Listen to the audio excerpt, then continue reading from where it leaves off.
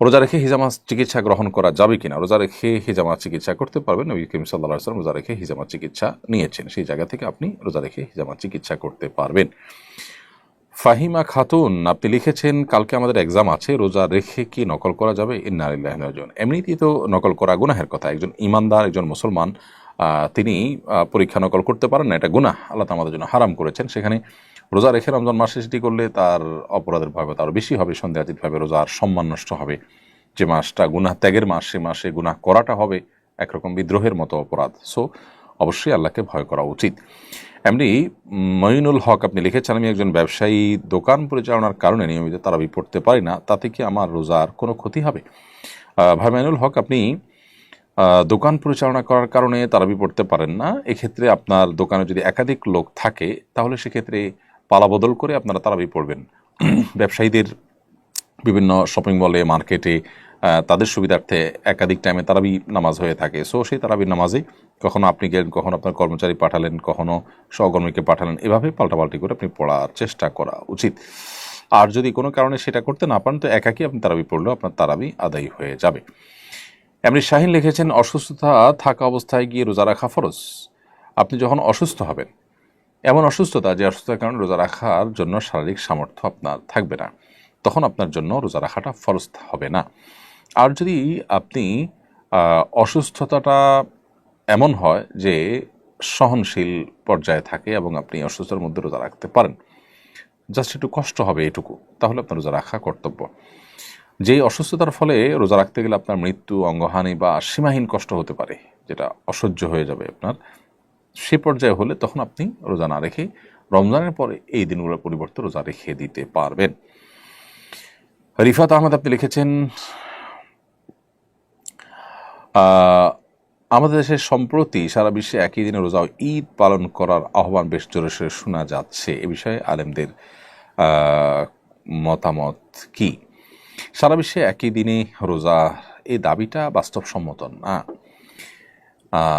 একই দিনে পৃথিবীতে সবসময় আমাদের দেশে যখন দিন, ইউএসএ তখন রাত, তাহলে আপনি একই সময় সারা বিশ্বে আসলে রোজা তো রাখতে পারবেনও না।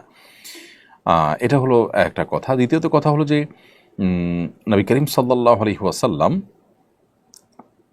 তার সময়ও তিনি চাঁদ দেখে আমাদেরকে সিয়াম পালন করতে বলেছেন। এরকম একাধিক হাদিস দ্বারা সাব্যস্ত হয় যে কেউ এক জায়গায় ঈদ করে গেছেন, যে অন্য জায়গায় গিয়ে অন্যদিন হয়তো ঈদের চাঁদ দেখা গেছে, সেখানকার মানুষকে তিনি পরে ঈদ করতে দেখেছেন।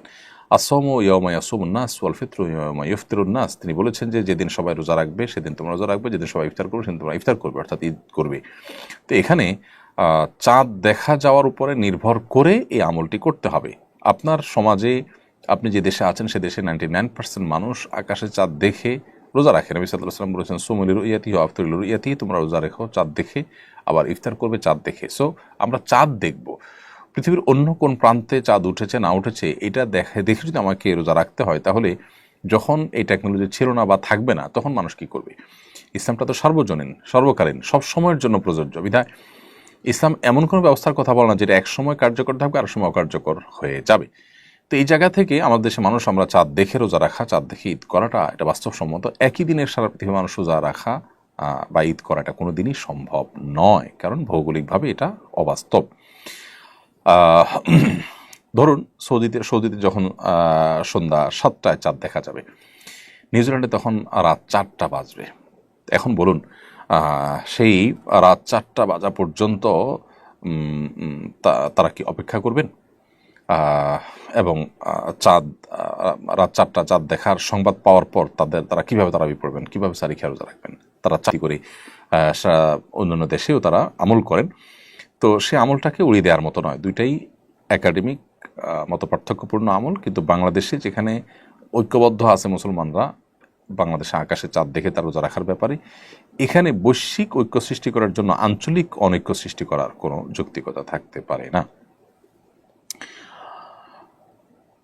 এরপরের প্রশ্ন হলো, ইদানিং আইনশৃঙ্খলা পরিস্থিতির অবনতি লক্ষ্য করা যাচ্ছে, বিভিন্ন স্থানে ছিনতাই, ধর্ষণের খবর শোনা যাচ্ছে, এইসব ঘটনার প্রতিরোধের উপায় কি? দেখুন, আমরা মব জাস্টিস বা আইন হাতে তুলে নিতে নিষেধ করি, আবার একই সময় প্রচুর পরিমাণ আইনশৃঙ্খলা পরিস্থিতি অবনতি দেখা যাচ্ছে।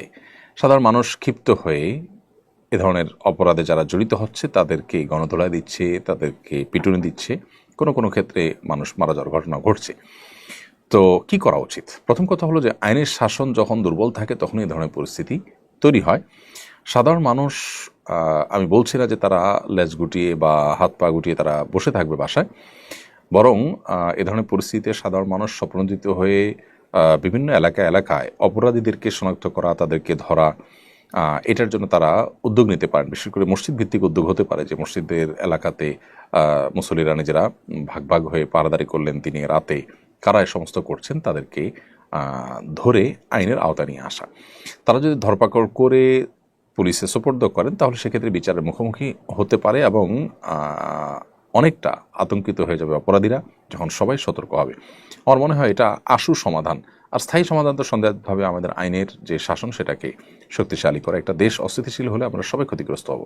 সেই জায়গা থেকে আমাদের সবারই উচিত দায়িত্বশীল আচরণ করা। আর যদি আইন হাতে তুলে নেওয়ার মতো ঘটনা ঘটে তাহলে যেটা হবে যে আজকেই কোনো একটা পত্রিকা দেখলাম যে কোনো দম্পতি তারা কোনো একটা রিসোর্ট বা এরকম কিছু কুয়াকাটার দিকে সম্ভবত সেখান থেকে তারা বের হয়েছেন এবং তাদেরকে অবৈধ সম্পর্ককারী মনে করে গণপিটুনি দেওয়া হয়েছে। পরবর্তীতে জানা গেল তারা স্বামী স্ত্রী, তাদের কথাই তাদেরকে শুনতে দেওয়া হয়নি এবং তাদের কথা বিশ্বাস করা হয়নি। তো এইভাবে সবাই যদি যার যার মতো করে বিচার করা শুরু করি আমরা, বা সবাই যদি আইন হাতে তুলে নিই, তাহলে সেক্ষেত্রে অনেক অনভিপ্রেত ঘটনা ঘটবে এবং বিশৃঙ্খল হবে। এই জন্য আইনশৃঙ্খলা পরিস্থিতির অবনতিতে আমরা এলাকায় পাহারাদারির ব্যবস্থা করতে পারি স্বপ্রণোদিত হয়ে। এতে আমরা সওয়াব লাভ করবো, আল্লাহর কাছে আজরের আশায় করলে আমরা আজর পাবো, বিনিময় পাবো ইনশাআল্লাহ। সেই সাথে এটার একটা আশু সমাধানের পথ হতে পারে। তো দিয়েছি এই মুহূর্তে আমি যে প্রশ্ন দেখতে পাচ্ছি সেটি হলো, বাংলাদেশের কিছু কিছু এলাকায় একদল লোক সাহারির সময় রাস্তায় হেঁটে হেঁটে কাওয়ালি গেয়ে সাহারির জন্য ডাকেন। তরুণরা এই ধরনের কাজে উৎসাহ বোধ করেন, এলাকার মানুষরাও একে উপভোগ করে। এভাবে ডাকাডাকিকে আপনি কিভাবে দেখছেন? যদি খালি গলায় কাওয়ালি গান, তার গানের কথার ভিতরে খারাপ কিছু না থাকে, তাহলে মৌলিকভাবে গাওয়া দোষের নয়। আর এভাবে ডাকাডাকিতে মাইকে আপনার যে উচ্চস্বরে ডাকাডাকি হয়ে থাকে সেটার তুলনায় এটা সহনীয় এবং এটাতে যারা রোজা রাখবেন না, অন্য ধর্মাবলম্বী কিংবা অসুস্থ ব্যক্তি কিংবা ঋতুবতী নারী বা শিশু, তাদের যে খুব বেশি ডিস্টার্ব হয় তাও না। কারণ খালি গলা এই ধরনের কাওয়ালি গাওয়া হোক বা কোনো তেলাওয়াত করা হোক, এগুলো খুব বেশি উচ্চ আওয়াজ সৃষ্টি করে না, যার কারণে এটাতে আমি দোষের কিছু দেখছি না। তবে যদি এটা অন্যের কষ্টের কারণ হয় বা অনেকে মিলে সম্মিলিতভাবে বেশ জোরে সোরে আপনার আওয়াজ করেন এবং অন্যদের ইবাদতে ব্যাঘাত সৃষ্টি হয়, তাহলে সেক্ষেত্রে এটা পরিত্যাজ্য। দেখতে হবে যে এটার মাত্রাটা কী এবং কী পদ্ধতিতে করা হচ্ছে। মৌলিকভাবে যদি মাত্রাজ্ঞান মাথায় রেখে এবং মিউজিক ছাড়া এটা করা হয় তাহলে সেক্ষেত্রে নাজায়েজ হওয়ার কোনো কারণ নেই। দেলোয়ার হোসেন পনি আপনি লিখেছেন, রোজা রেখেও অনেকে নামাজ পড়ে না, তাদেরকে নামাজে নেওয়ার জন্য কি করা যায়? বেনামাজি রোজাদারের রোজা হবে কিনা? রোজা রেখেও যদি কেউ নামাজ না পড়েন তার ওটা দুর্ভাগ্যজনক, কারণ রোজার চাইতে নামাজের গুরুত্ব অনেক বেশি। যিনি রোজা রাখছেন তিনি ইসলামের এটার গুরুত্বটা বুঝতে পেরেছেন, কিন্তু নামাজের গুরুত্বটা তিনি বুঝলেন না। তাকে নামাজের গুরুত্বটা বোঝানো উচিত এবং নামাজের গুরুত্ব সম্পর্কে তাকে পুস্তক পড়তে দেওয়া, কোনো লেকচার শুনতে দেওয়া অথবা কাউন্সেলিং করা, এটা উচিত। সেই সাথে এটাও সঠিক যে নামাজ না পড়েও তিনি যে রোজা রাখছেন তার রোজাটা হয়ে যাবে, কিন্তু নামাজ না পড়ার কারণে গুনাহ হবে অনেক বেশি। ব্যাপারটা এরকম যে কেউ পাগড়ি পরেছেন কিন্তু তার পরনে লুঙ্গি নেই, তো পাগড়ি পরার সওয়াব পেলেও লুঙ্গি না পরার যে গুনাহ, ভয়াবহ কবিরা গুনাহ, সেটা হবে।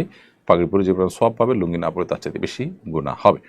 অতএব রোজা হতে হয়ে যাবে, কিন্তু তার নামাজ যে পড়লে না তার জন্য তিনি অনেক বড় দায়ী থাকবেন আল্লাহর কাছে। আমার উপরে জাকাত ওয়াজিব হয়েছে কিনা, কিভাবে নিশ্চিত হবে, জাকাত হিসাব করার পদ্ধতি জানতে চাই। আসুন্নাহ ফাউন্ডেশন ওয়েবসাইটে জাকাত ক্যালকুলেটর আছে, আপনি www.asunnahfoundation.org সেখানে গেলে জাকাত ক্যালকুলেটর পাবেন। আপনি সেই ক্যালকুলেটরে ক্লিক করে আপনার সহায় সম্পত্তির বিবরণ দিয়ে আপনি নিজেই আপনার জাকাতের হিসাব বের করতে পারবেন। আশা করছি যে এটা আপনার জন্য সহায়ক হবে। এছাড়া যদি আপনার জাকাত বিষয় সুনির্দিষ্ট কোনো প্রশ্ন থাকে তাহলে আমাদের অফিসে, আসুন্নাহ ফাউন্ডেশনের অফিস টাইমে ফোন দিলে ইনশাআল্লাহ উলামা ইকরাম আপনাকে উত্তর দিবেন। এরপরে আইয়াফ HF AID থেকে আপনি লিখেছেন, রোজার মাসে রোজা রেখে চায়ের দোকান চালানো যাবে কি না? অন্য ধর্মাবলম্বী বা বেরোজগার যারা আছে, অসুস্থ আছে, তাদের কাছে চা বিক্রি করলেন আপনি, তাদের জন্য চায়ের দোকান খোলা রাখেন, এটা নাজায়েজ নয়। কিন্তু আপনি যদি রোজাদার বা আপনার মুসলিম কিন্তু ইচ্ছাকৃত রোজা রাখছে না শরীয়াগ্রাহ্য জোর ছাড়া, তাদের মধ্যে চা বা অন্যান্য নাস্তা খাবার ইত্যাদি বিতরণ করেন বা ডিস্ট্রিবিউশন করেন বা তাদের কাছে বিক্রি করেন, তাহলে সেক্ষেত্রে আপনি একজন গুনাহগার মানুষকে গুনাহের কাজ করতে সহযোগিতা করছেন।